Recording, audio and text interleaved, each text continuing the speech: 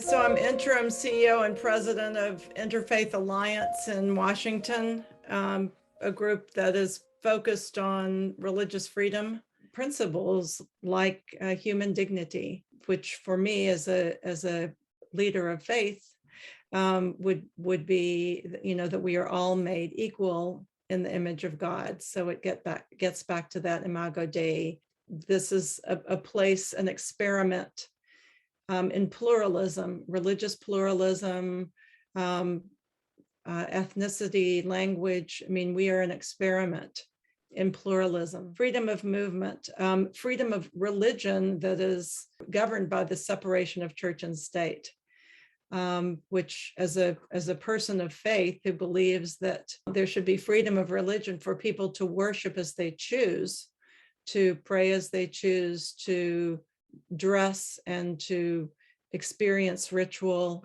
as they choose. That's very important. We don't have a state religion, although some are trying to dispute that at this moment by declaring that America is a Christian nation. I do not support that. I appreciate the focus on individual rights and human rights that are a part of the fabric of this country and of our belief systems, and that individual rights is also tempered by a communitarian spirit, where we believe in the importance of the community of groups. America is in a crisis moment. I think that we are in danger of losing any form of democracy that we have had. I think that I have imagined that my fellow citizens simply believed in a different form of democracy. What I understand now is that there are citizens of this country who do not believe in democratic principles and whose main goal is power, political power, that will just really destroy democracy. Telling a more truthful history in order to shape a better future. And so that would be the truth about racism in America, that has been with us since the beginning.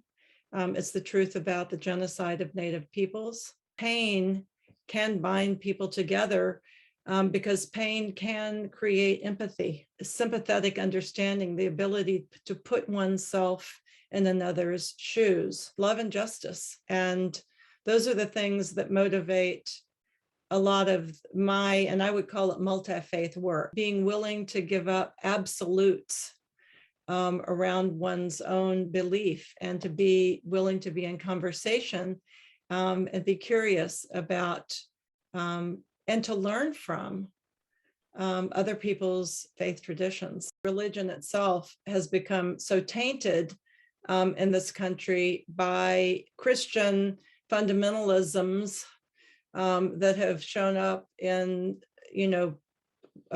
political guise, or have been combined with regressive politics. God, or by whatever name, chooses to show up as God chooses. I mean, the divine has choice. We do not have to subscribe absolutes to the divine. There's much more freedom in this space that we've defined as sacred, religious, divine, or whatever, than people often take advantage of, I would say. People in this country who call themselves Christian, and even a Supreme Court, that people are playing God. And fortunately for us, human beings don't have to do that. God can be God, and God can choose to show up in our lives as God chooses. Will we become an autocratic, undemocratic country ruled by elites who think that they are right When you look at the realities on the ground around voting rights that are really being eroded, the ability to take away one vote, one person, I mean, that is eroding, because when you look at who's affected most, it's the people on the margins.